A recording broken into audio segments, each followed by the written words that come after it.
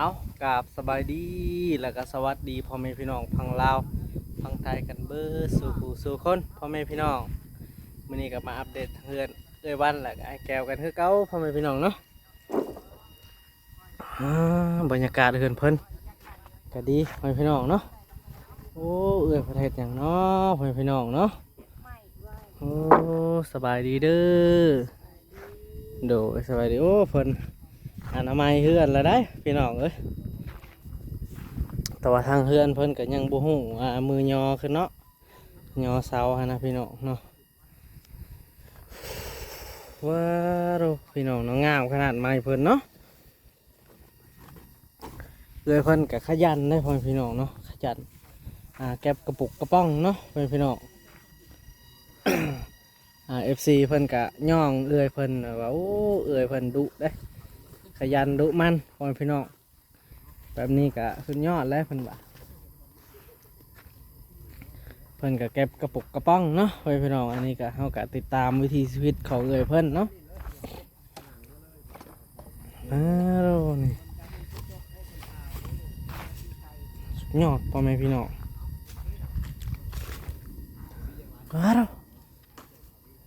ห้องบึม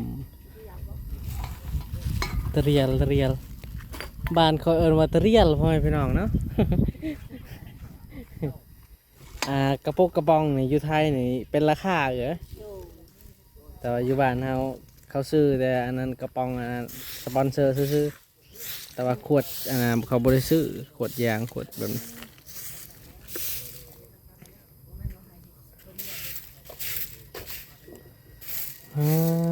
พ่อแม่พี่น้องมื้อนี้ก็ติดตามวิถีชีวิตของเอวันอีกกันคือเก่าพ่อแม่พี่น้องเอ้ยมาเท่าใดนี่เห็นเพิ่นกวาดตลอดพ่อแม่พี่น้องยังมันดุแล้วก็ขยันแห้งพ่อแม่พี่น้องมันปิวเนาะลงแมนให้สะอาดเนาะนี่ก็จะไหวเฮ็ดคุณ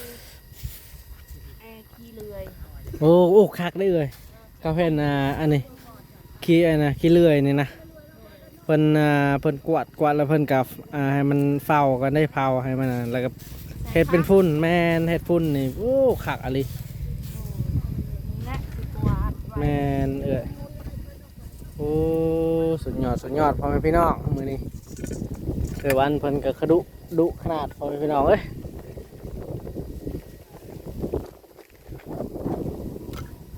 เบาบัวก็ใส่ติดตามวิถีชีวิตของเพิ่นเด้พ่อแม่พี่น้อง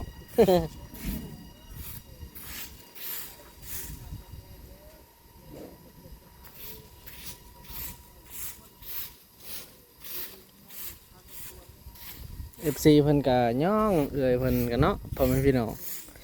ว่าเอื้อยเพิ่นจังแม่นขยันขนาด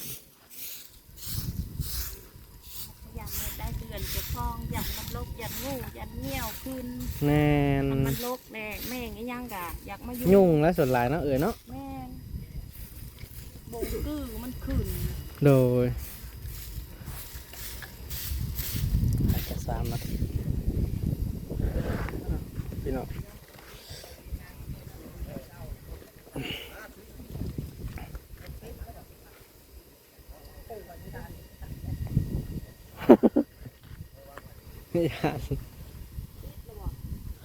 บรรยากาศเนาะพี่น้อง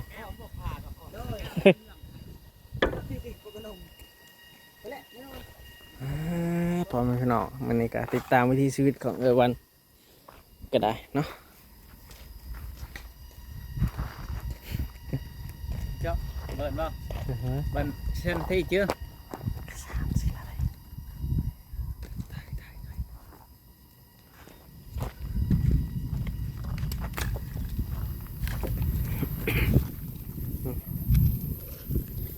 แกเพิ่นก็กำลังแท็กอย่างนอกบ้านี้แท็กแม่นอกเพิ่นกำลังเก็บของเก็บเครื่องพี่น้องเพราะว่าพลมันสิมาแล้วพลสิมาแล้วโอ้นี่พี่น้องเพิ่นเพิ่นเท่แล้วเนาะพี่น้องโอ้งามขนาดเป็นไงบ้างโอ้ดูเอาสบายดีไอ้กระโดไปจะได้มืออื่นสิลือตัวนี้บ้าตอนนั้นได้ตกลงกันแล้วโอ้ทางดินทางเตาว่าง่ายๆเนาะโอ้เตาแห้งคักเนาะโดยโอ้ อ้ แต่ว่าปัญหาเฮาสิหาไม้นี่ใช้เลยสิเผา โดยโอ้ปัญหาใหญ่เลย เฮากับบ่มีบางหาสิเอาเต็มนี่ก็ยันเพิ่นว่า แม่นต้องได้คอเพิ่นนั่นแหละคือใหม่ตัวนี้ก็เอาได้ แม่น เนาะ สิบ่มีเฮาในตัดอะบัดนี้ โอ้ มีแต่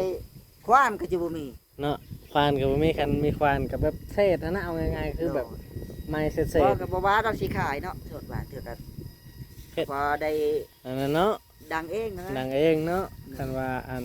ลายก็ขายแฮงดีเนาะบ่ซื้ออยู่ แต่อันนี้เฮาบ่ต้องเว้าก่อนว่า โด ขาย ย เฮาบ่ได้เด้ แม่นๆโอ้แต่ว่าคักอยู่เต่านี่ แต่เต้านี่มันฝนตกเฮาบ่ได้ปลูกมันก็สิลุกแล้วนะ มันรู้ปะ มันสิใกล้แล้วมันบางๆนะ โอ้ คนก็ย่านนั่นแหละบ่ได้ อย่าไปเข้าเด้ คือแล้วล่ะคนจับได้ก็ว่าตายแต่ตอนนี้ ก็ได้ยินอยู่เด้ ก็ว่าเผาในเตาเลยนะ อ๋อโด ทำโบราณนั่นเราฮู้ ออกไปเข้าในเตานี่ แม่นยามฝนตกบัดไปหลบพ้น โอ้ เข้าไปนอนในหัน เตาลุแล้วบัดนี้ทับหันตายเลย สิเลืออะไรเนาะตอนนี้เขาว่าเขาเผาในเตาเลยนี่ก็ทางโบราณเราฮู้แค่บัดชะนูนบ่ โอ้อุ้ยอันตรายเด้อย่าไปเข้าเด้ ก็นั่นแหละ เขา เขา ก็ ก็ญาติคือกันวันนี้มันบางได้ฝนตกเฮาบ่ได้ห้ามแนว แม่น ปกไว้ แม่นยานคือกันเตานี่อันตรายถึงชีวิตคือกัน แม่นพับแล้วออกบ่ได้ บัดนี้เฮาบ่กุ้มค้าเลยบัดนี้ว่าสิได้ดินใหม่บ่ได้เสีย อย่าไปเข้าดีที่สุดก็คืออันเจ้าของ แต่ เพิ่ มื้ น ออื่นนี่ก็คือว่าสิมางตัวนี้ละคร โอ้มั่งลือ บางตารางเอาก้อนบัดนี้ โดย สิเฮ็ดข้อไก่นำแน่ โดยโอ้คักอ่า ทุกทีหมดแล้ว โอ้ตัวนั้นต้องได้ทำเจ้าของเพิ่น เดี๋ยว เอาเขาสิถูกพิมพ์เนาะยาเพิ่นยังแพงอยู่ ยังแพงกับประเทศได้เนาะเฮาเอาแล้วดินเพิ่น แม่น เนาะ เราห่วงบ่ได้ เอ คือ อ เก่า โอ้ขยันนิดหน่อยได้ แม่น เล็กน้อยไป แต่ ลบ ลูกในระวังแล้วบัดนี้ แม่นอู้ เอ้า ถึกแล้วป่ะอันนั้นทางถึกโปะบานทันแล้วป่ะ มันก็ไกลนิดนึงนี่ไปไป โอ้ไปยานคือกันยานเด็กน้อยนั่นแหละไม่แต่ทำเจ้าของดินเพิ่นว่าทุบได้บ่สมมุติกันเจ้าบ่อยากได้นะ บ่มันเป็นของเพิ่นบัดนี้ โอ้ คนอื่นกัน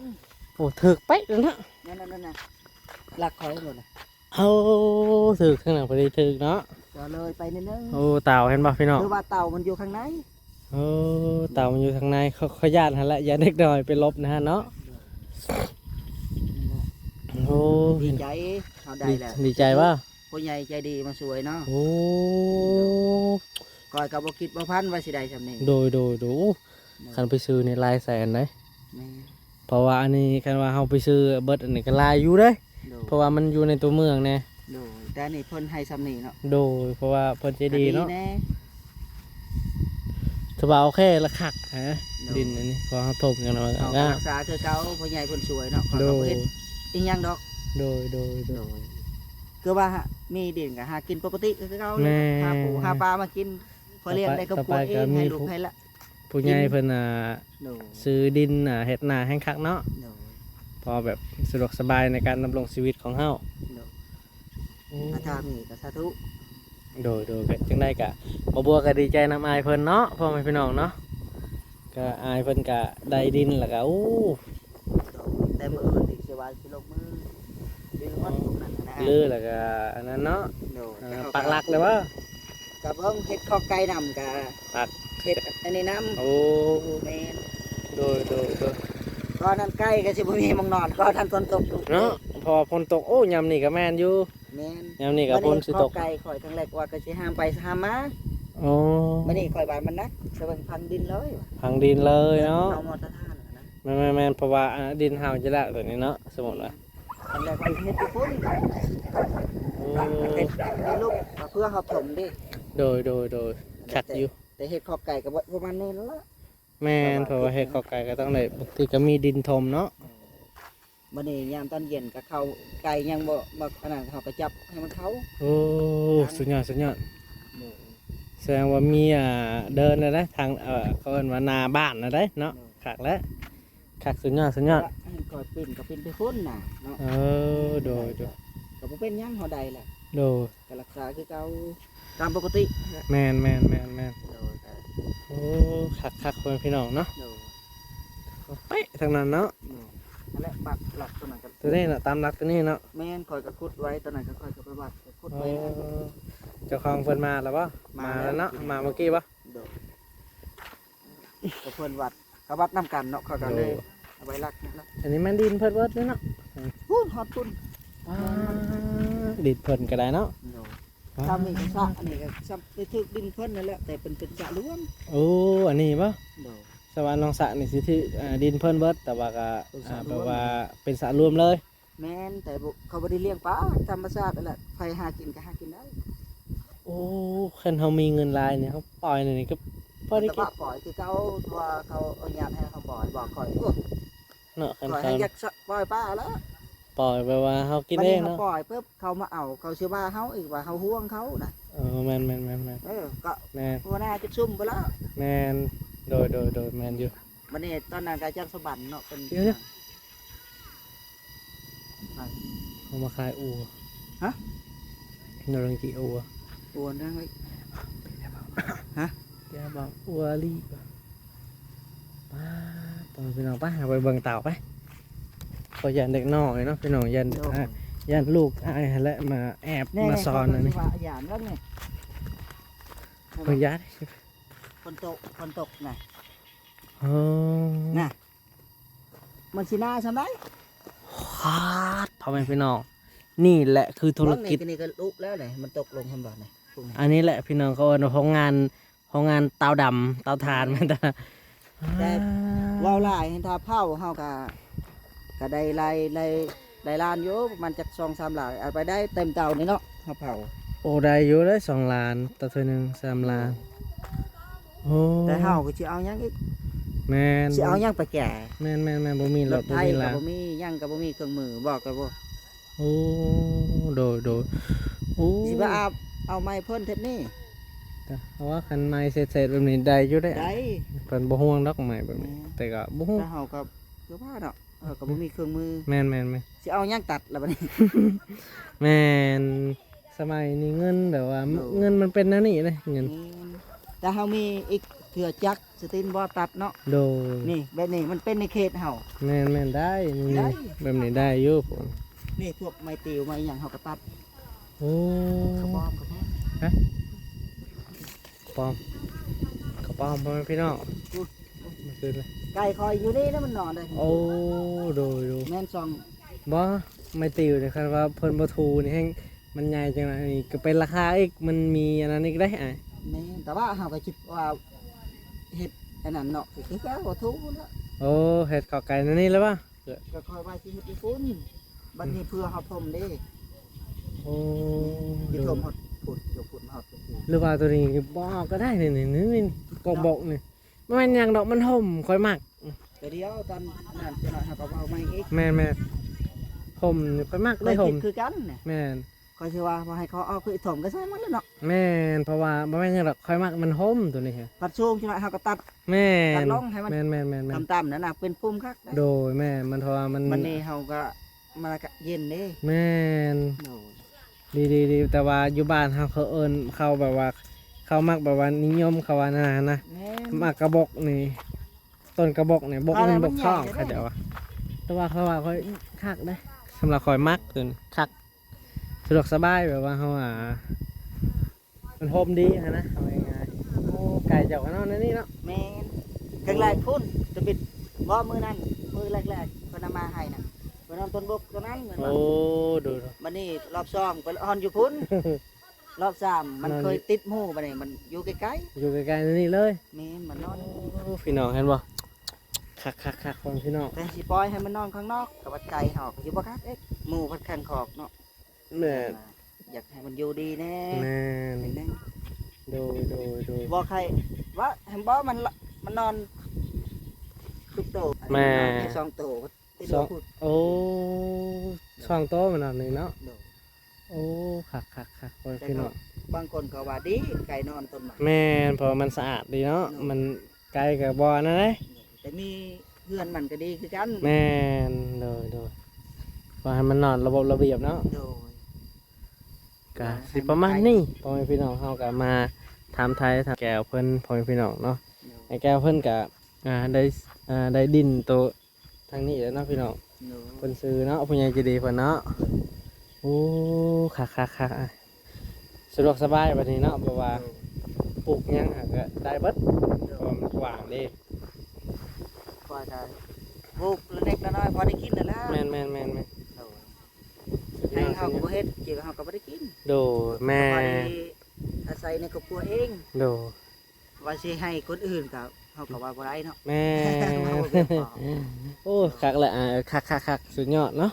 เฮาก็ยินดีนำอ้ายเพิ่นพ่อแม่พี่น้องเนาะงามขนาด แต่ว่าเตานั่นแหละเขายันน้องๆหรือว่าลูกของไอ้แก้วนะไป